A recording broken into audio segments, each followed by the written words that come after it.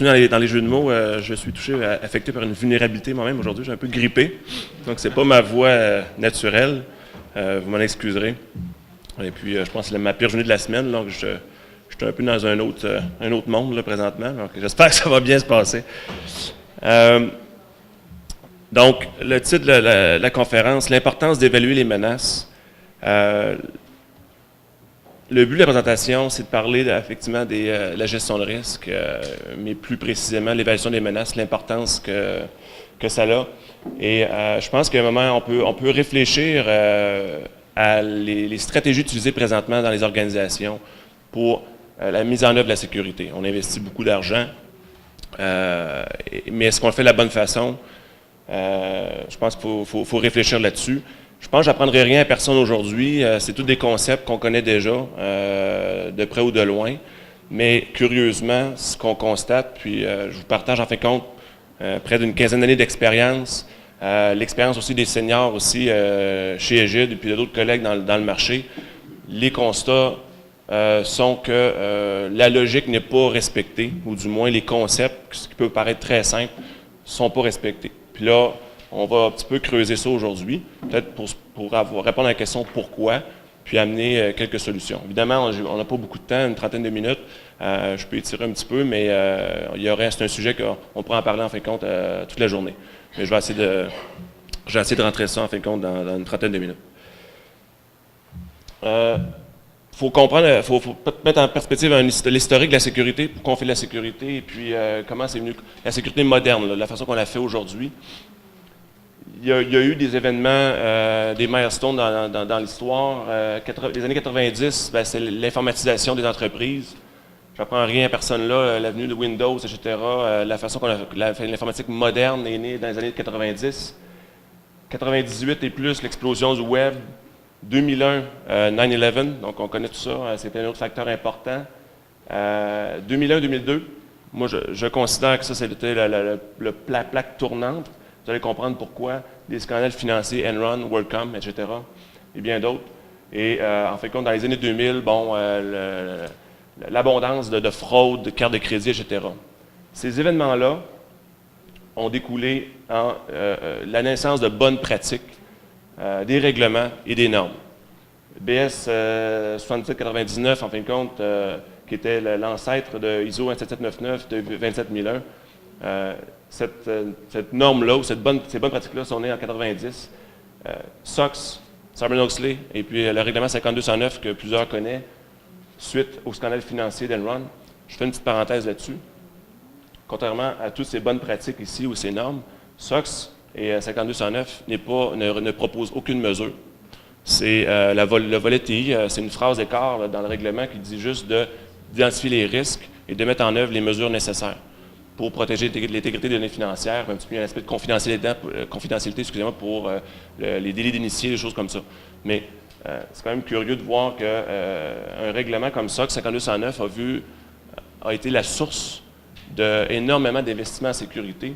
Et en fin de compte, il a toujours été basé sur des référentiels comme COBIT, sur ISO 27001, mais je ne veux pas non plus accuser les comptables ici dans la salle, mais c'est vraiment venu du monde comptable. Et les références, en fin de compte, au lieu de gérer le risque, comme c'est bien écrit dans le règlement, on est arrivé avec une foule de bonnes pratiques, des grilles de contrôle, parce que je parle d'expérience, là. J'ai des clients qui ont 325 contrôles SOX ou 5209, là, tirés de COBIT à gauche, ISO 27001, 27002 à droite, et puis on applique ça. On pense que c'est faux. En respectant ça, ça va être conforme à 5209. Mais ce n'est pas le cas nécessairement. Donc, 5209 nous demande de gérer le risque. Je vais juste faire une petite parenthèse, mais que je trouve important. Donc, on se retrouve avec une multitude de bonnes pratiques. En fin de compte, l'histoire, on désire quoi? On désire rassurer avant tout les auditeurs. C'est fou comment aujourd'hui, à la sécurité, puis même je dis aujourd'hui, mais les dernières années, à partir de 2005-2004, on veut se conformer on veut satisfaire l'auditeur externe, les conseils d'administration, les gestionnaires. Donc on est en mode vraiment de séduction et lorsque c'est satisfaisant au niveau papier, au niveau contrôle, on fait un petit peu de superficiel, on est rendu, tout le monde est confortable avec ça, et puis on a un sentiment de sécurité peut-être un faux sentiment de sécurité, mais on a un sentiment d'être en sécurité. Je ne veux pas être je ne veux pas insulter personne ici, là, mais c'est vraiment l'expérience qui parle. Mais ces normes-là, ces bonnes pratiques-là devraient pas nous aider plutôt à diminuer les risques plutôt que de satisfaire les auditeurs, les conseils d'administration, etc. Un peu la source, en fin de compte, de ma présentation aujourd'hui. Donc, est-ce que c'est la bonne stratégie d'implanter des bonnes pratiques de façon unilatérale et de façon un petit peu, pas aveugle, parce que je ne veux pas dire ça, mais en fin de compte, de se fier en fin de compte à un référentiel et de l'appliquer de A à Z, ou de tenter plutôt de l'appliquer de A à Z, sans se fier au risque. Bon. Est-ce que ce n'est pas un risque en soi? Parce que ce qui arrive, c'est que on fait du superficiel. C'est qu'on commence à implanter des bonnes pratiques, mais on ne finit jamais. Je pense que tout le monde peut être d'accord avec moi. On atteint avec un niveau de maturité correct. Si on prend l'échelle de maturité sur 5, bon, on est à 2, on est à 3 sur 5, on va être à 4 sur 5. 5 sur 5, c'est une cible, peut-être pour certaines organisations, des fois c'est 4. Ça coûte cher être mature 4 sur 5. Là, on parle de coûts, puis on va rester à 3 sur 5. OK, on se satisfait. C'est quoi 3 sur 5, en fin de compte? Puis là, il faut avoir... Bon, mais tu sais, on tourne autour de ce discours-là, mais à la fin, est-ce qu'on est vraiment plus sécuritaire? Est-ce que d'appliquer les bonnes pratiques de façon aveugle, de façon, en fin de compte, unilatérale et superficielle, est-ce que ce n'est pas un risque en soi? Je rappelle une grande question, mais on a lieu de se poser cette question-là. Donc, notre expérience personnelle, puis selon aussi certaines lectures, évidemment, puis certaines collaborations avec des collègues, mais je parle vraiment d'expérience personnelle ici, on se retrouve à une situation où, en 2012, encore en 2012, je ne parle pas ici de 2007, là, 2004, là, on a une gouvernance dans les organisations qui est relativement, qui est mature, mais sur papier, mais qui est peu optimisée et peu efficace en réalité. Sécurité, au niveau de la sécurité tactique, on priorise souvent des actions, des mauvaises actions. Les architectes ou les analystes en sécurité vont souvent faire ce qu'eux pensent qu'il est bon de faire, sans nécessairement se rapporter à un risque réel. On n'est pas non plus, on est peu connaissant sur les techniques modernes d'attaque ou les techniques ou les scénarios de risque réels. Donc, on lit à gauche, on lit à droite, on se fait inspirer par des conférences, c'est bien, c'est super, mais on y va en fin de compte avec la tendance, avec la mode ou avec les connaissances du moment. Au niveau opérationnel, énormément de technologies en place qui donnent un sentiment de sécurité. On a des, en même temps, maintenant, on est rendu avec des solutions Global Threat, puis Global, etc. Mais je ne veux pas je fais un petit clin d'œil à nos amis de BOF. Les technologies sont nécessaires, essentielles à la sécurité, mais si on ne sait pas pourquoi on les met en place, puis si on ne connaît pas, en fin de compte, qui peut exploiter nos vulnérabilités, comment on peut bien peaufiner, comment on peut bien, puis Daniel tout à l'heure en parlait un petit peu, c'est que souvent, on fait, au niveau des technologies, on fait du superficiel, encore une fois. On configure de base, on optimise un petit peu, mais on ne pousse pas au bout, jusqu'au bout, fait toutes les options ou excusez-moi, les bonnes choses que les technologies peuvent nous apporter. Donc, ils sont souvent sous-utilisés aussi. Combien de systèmes de journalisation, de SCIM j'ai vu en œuvre, mais vraiment sous-utilisés de façon... on l'a mis en œuvre, on corrèle quelques journaux, puis c'est tout, puis on laisse ça aller. Et l'aspect gestion des risques, on constate une faible maîtrise et une faible utilisation de la gestion des risques en général. Donc, on ne sait même pas, on a une grande méconnaissance pourquoi on fait de la sécurité en fait. Ça, c'est le constat. Je ne veux pas généraliser, il y a des organisations qui sont très, très, très avancées en termes de gestion des risques, en termes de maturité, mais je fais un constat général, et on parle ici de très grandes organisations, de la plus grande à la plus petite, en passant par tous les domaines. Donc, je ne sais pas si mes collègues en sécurité dans la salle, je suis pas mal sûr que vous allez tout aborder dans le même sens que moi. Donc, il faudrait se rappeler pourquoi on fait de la sécurité. Je ne vous apprends rien ici. On veut soutenir les missions d'affaires, on veut assurer la disponibilité et la qualité des services. On veut se protéger contre la fraude, contre le vol d'informations. On veut protéger l'image, garantir l'intégrité des données, etc. Donc ça, c'est... j'invente rien ici, là. Donc, les orientations possibles pour atteindre ça, une organisation peut décider, une entreprise peut décider de ne pas faire de sécurité du tout. On en voit encore en 2012. l'idée, c'est pas de faire, souvent dire, je ne fais pas de sécurité, ça coûte trop cher, mais juste de se poser les bonnes questions. Tu peux décider de ne pas faire la sécurité, mais en toute connaissance de cause. C'est pas souvent le cas. On décide de ne pas faire la sécurité parce qu'on ne va pas plus loin dans la réflexion. On peut se fier aux technologies aussi, juste se fier aux technologies. On en voit beaucoup. Implanter les bonnes pratiques en mode best effort. Donc, on fait un petit peu de bonnes pratiques. On s'inspire à gauche à droite, ce qui est bien, qui nous amène à un certain baseline en sécurité. On peut décider, dans les grandes entreprises, avec une pression énorme des vérificateurs externes ou même des auditeurs internes, etc., on peut décider, on implante des bonnes pratiques, mais on va atteindre un niveau de maturité très élevé. Encore une fois, plus pour satisfaire que pour adresser un risque réel. Et aussi, excusez-moi, il y a certaines organisations qui gèrent le risque, donc ils ont vraiment cette mentalité-là. On identifie les risques, et puis on identifie nos vrais besoins de sécurité, puis on adresse ça. Mais souvent, on va rester de haut niveau. On y va, encore une fois, avec des méthodologies comme MEARI, comme le TRA, TRA qui est une méthodologie de gestion de risque fédérale, etc. Et on s'en tient à ça. On utilise des grilles de menaces, des grilles de vulnérabilité, etc., puis on descend comme ça. Ou, il y a gérer le risque en fonction des vraies menaces pour investir argent et effort là où ça compte. Donc, ça, c'est les différents niveaux, les différentes orientations possibles pour une organisation. Donc, on est tous d'accord que la gestion de risque devrait faire partie intégrante d'une organisation. Régulièrement, on rencontre des entreprises ou des gestionnaires qui nous disent on fait de la gestion de risque. C'est vrai qu'ils en font. Ils vont faire de la gestion de risque au niveau de l'entreprise, au niveau des projets. La gestion de risque de projet très, très, très avancée, ça se fait très bien. Les compagnies, les individus sont très bons là-dedans. On fait même de la gestion de risque TI, sans problème, preuve à l'appui, etc. Mais est-ce que c'est suffisant? Puis là, on va remettre un petit peu la lumière sur... Je vais juste revenir un petit peu. Comment faire la sécurité? La sécurité, on a des mesures de sécurité qu'on va mettre en place. Pourquoi on met des mesures? Il y a des menaces qui exploitent des vulnérabilités, qui vont augmenter un risque, qui vont affecter l'actif. Les mesures servent à diminuer les risques. OK? Donc ça, tout le monde connaît ça. C'est pas... Mais ce carré rouge-là, ici, sans faire de jeu de mots, je ne vais pas partir à un débat. Ce petit carré-là, ici, là, curieusement, il me semble qu'on ne se pose pas assez de questions ici. Au niveau on va faire la gestion de risque. C'est quoi le risque? Le risque, c'est impact plus ou fois probabilité. D'accord? Les impacts, tout le monde peut faire ça. Identifier les impacts potentiels, les pertes financières. Encore là, je sais, tout le monde peut faire ça. C'est pas toujours facile d'évaluer l'impact potentiel sur la réputation, sur les pertes financières, bref, mais du moins qu'on est quand même plus à même d'évaluer cette portion-là. Maintenant, probabilité. Pour avoir une probabilité, il faut qu'on ait une vulnérabilité. Il faut qu'on ait un actif, il faut qu'on ait quelque chose à... Il faut qu'il y ait un actif, quelque chose, mais grosso modo, la probabilité, on a une vulnérabilité et on a des menaces. Donc, si on n'a pas de vulnérabilité, on n'a pas de probabilité.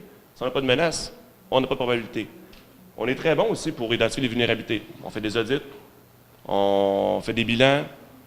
Identifier les vulnérabilités sont quand même possibles. Et les vulnérabilités, on les identifie comment? Par rapport à, encore une fois, des bonnes pratiques. Mais c'est correct, ça. On identifie les vulnérabilités par rapport à ISO. Comment je me situe comment par rapport à ISO 27002? Je me situe comment par rapport à PCI, etc. On fait des scans de vulnérabilité, on fait des pen tests, etc. Ça va. Vous m'avouerez que pour ceux qui ont fait de la gestion de risque, la portion menace, qui est un élément fondamental dans la gestion de risque, est pas ou peu analysé.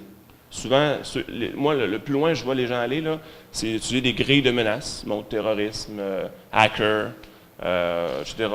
Et puis, on dose, finalement, on cote, en fin de compte, cette menace-là par rapport à notre propre impression. Mais on ne va pas plus loin. Dans la gestion de risque, identifier les actifs, évaluer, on fait notre catégorisation des actifs, etc. De toute façon, on devrait identifier les menaces. Bon, ça, on saute ça, ou on le fait à moitié, on continue, et là, on estime le risque. Bang. Je ne veux pas dire que le résultat ici est mauvais.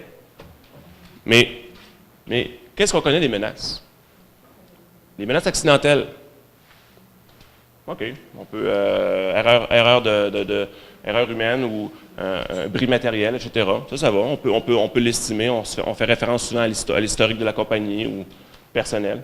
Menaces environnementales, telles que telles, inondations, puisque je suis, bon, ma salle de serveur est au deuxième étage, moi c'est bon, feu, verglas, etc. Bon, c'est des choses qu'on est habitué de discuter, on peut être à même d'évaluer. Les menaces humaines, délibérées ou non, c'est quelque chose qu'on connaît moins, quelque chose qu'on réfléchit moins, et on pousse rarement ce côté-là. Puis, c'est là-dessus, je pense, le principal, la colonne vertébrale de ma présentation aujourd'hui, c'est ça ici. Les menaces humaines délibérées. J'ai identifié des types de menaces, tout le monde a sa théorie là-dessus, puis la façon d'énumérer les menaces humaines délibérées sont diverses, là. Mais il y a les nuisances, botnet, etc., même si c'est des robots sur Internet, même si ce n'est pas un humain nécessairement qui est derrière ça. C'est un humain qui l'a conçu, donc on classe dans les menaces humaines délibérées. L'espionnage, je fais un clin d'œil à notre ami Michel Junot-Katia qui va en parler un petit peu. L'espionnage économique, industriel, l'espionnage entre États, etc. Le crime organisé, les actions personnelles, l'activisme, Anonymous, défi personnel, qui existe encore, qui était très populaire en fin de compte au début des années 2000, mais qui existe encore aujourd'hui. Donc ça, ces menaces-là, puis je vous dirais que le plus loin, j'ai constaté une entreprise aller en termes d'analyse de risque, d'analyse des menaces, ça s'arrête là. Est-ce qu'on est à risque par rapport au crime organisé? Est-ce que le crime organisé a un intérêt à venir dans l'organisation voler des informations? Est-ce que je suis à risque par rapport à l'espionnage économique ou industriel? Déjà, c'est très rare qu'on voit les organisations, des entreprises aller jusque-là, mais ceux qui vont un peu plus loin s'arrêtent là. Mais on ne pourrait pas se poser la question, qu'est-ce que ces menaces-là recherchent? C'est quoi leur niveau de motivation? C'est quoi leur expertise? C'est quoi les techniques utilisées en date du jour? Et là, j'encercle ça ici, là. Les techniques utilisées. Très peu de connaissances. Et la technique utilisée, c'est comme ça qu'il faut se protéger. Il faut se protéger contre les techniques. Donc, la connaissance qu'on devrait avoir pour mieux se protéger, on ne se pose pas de questions là. Les étapes qui sont susceptibles de suivre un attaquant motivé, quelle première chose qu'il va faire? C'est quoi la deuxième? C'est quoi la troisième? Puis on ne pourrait pas essayer de se protéger, de commencer par la première étape logique qu'un attaquant va faire, commencer par ça, puis aller comme ça en couche. Donc, pour adresser vraiment le risque réel. Et ça existe aussi une entreprise qui a peu de menaces. Il faut se le dire aussi. Là. On est en sécurité, je ne me tire pas une balle dans le pied en disant, je me tire une balle dans le pied en disant ça, mais ça peut, c'est vrai. Et s'il n'y a aucune menace ou peu de menaces potentielles pour une organisation, c'est possible, mais dans ce cas-là, l'investissement en sécurité va être différent. On peut peut-être investir beaucoup moins ou faire différemment. Donc, et contrairement à ce qu'on pense, souvent il y a beaucoup plus de menaces. Il y a beaucoup plus de menaces qu'on pense, mais il y a des organisations, quand on se pose vraiment la question, qu'on fait une vraie analyse de risque, il y a peu de menaces, mais tant mieux pour vous, ça peut arriver. Donc, les techniques utilisées, c'est des exemples parmi tant d'autres. L'ingénierie sociale, qui est un petit peu tabou, je trouve, mais la plupart des grandes attaques qui ont eu lieu récemment, le fameux RSA qui s'est fait voler une partie de son algorithme, c'est une attaque très sophistiquée, okay, qui est de type APT, donc Advanced Persistent Threat, qui a utilisé plusieurs techniques. Mais la première étape a été l'ingénierie sociale. L'ingénierie sociale, aujourd'hui avec Facebook, LinkedIn, etc., très facile. On fait présentement un audit complet chez un client présentement, et en l'espace d'une demi-journée, on a eu tout l'organigramme de l'organisation, qui est le DBA, qui est ci, qui est ça, qui est le PDG. On pouvait le faire en 2005, la même chose, mais en 2005, ça prenait un peu plus de temps. En 2012, en l'espace d'une demi-heure, 1 heure, 2 heures, on a l'organigramme complet de l'organisation, qui fait quoi.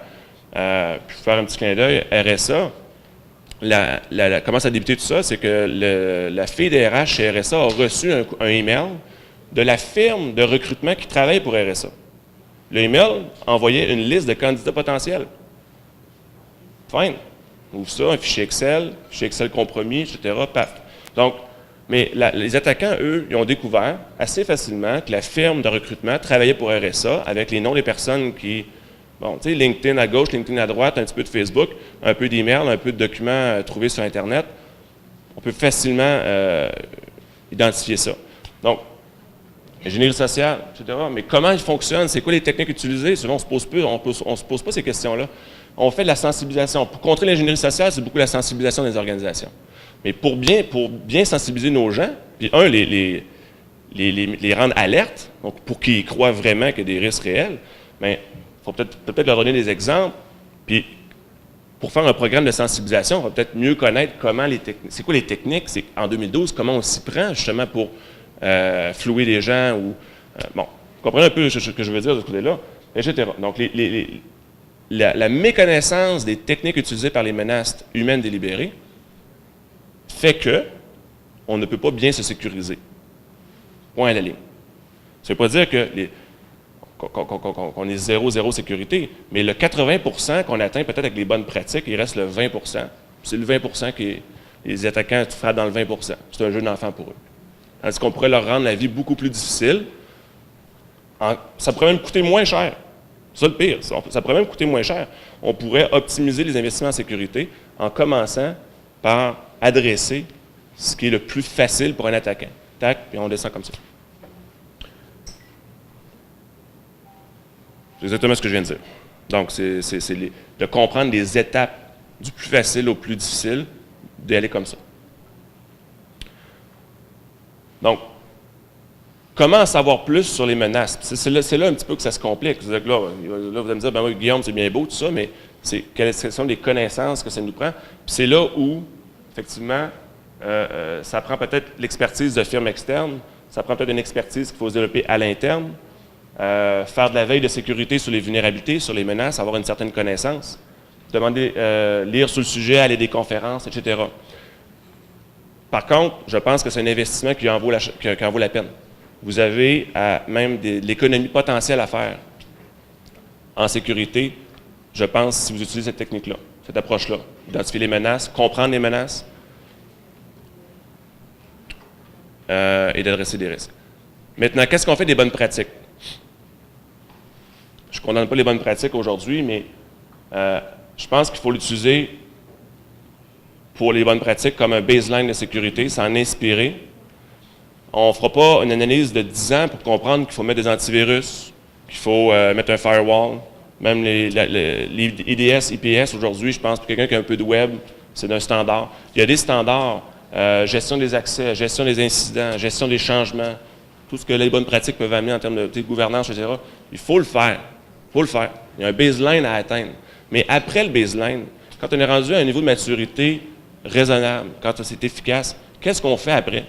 Comment on peut mieux investir? Comment on peut même couper en sécurité sans réduire notre protection? Je pense qu'il faut avoir l'approche gestion de risque, mais pas juste gestion de risque, comprendre les menaces, mieux les comprendre, mieux les identifier, comprendre comment elles travaillent, comment ça se concrétise, puis pour mieux se protéger. On le fait dans la vie de tous les jours, on le fait pour faire de comparaisons bêtes et méchantes, là, mais la maison, les systèmes d'alarme, les clôtures, les caméras, c'est des principes. L'armée, imaginez-vous, je peux faire un parallèle, c'est qu'aujourd'hui, on fait la sécurité. Là. Si l'armée faisait la même chose qu'on fait, là, il mettrait un soldat à chaque 10 mètres tout le tour de la frontière, avec des tanks un peu partout et des avions. Ça ne peut pas marcher comme ça. L'armée, ce qu'ils font, ils connaissent bien leurs menaces, ils connaissent bien leurs ennemis, ils se protègent en conséquence ou ils attaquent en conséquence, mais ça c'est une autre paire de manches. Mais comprenez que l'armée travaille en fonction, les services, la sécurité civile travaille en fonction aussi des menaces. En sécurité, je pense qu'en 2012, on est rendu, je pense que la sécurité TI, IT, la sécurité de l'information, devrait prendre ce virage-là. On est assez mature, on a assez de connaissances pour prendre un virage gestion de risque. La vraie gestion de risque, en tout cas. Puis, je vous le dis, là, les gestionnaires aiment ça. Les PDG aiment ça, les conseils d'administration aiment ça. Ça leur parle. On parle de risques réels. On leur parle même d'optimiser les dépenses. Mon Dieu, ils vont se délecter de ça, officiel. Plutôt qu'arriver avec un 325 contrôles, puis, tu sais. Donc, c'est déjà tout. Faites ça vite. Donc, l'optimisation des dépenses passe par là. Ça, c'est officiel. Je ne sais pas si vous avez des questions. Vous voulez dialoguer ou échanger par rapport à ça?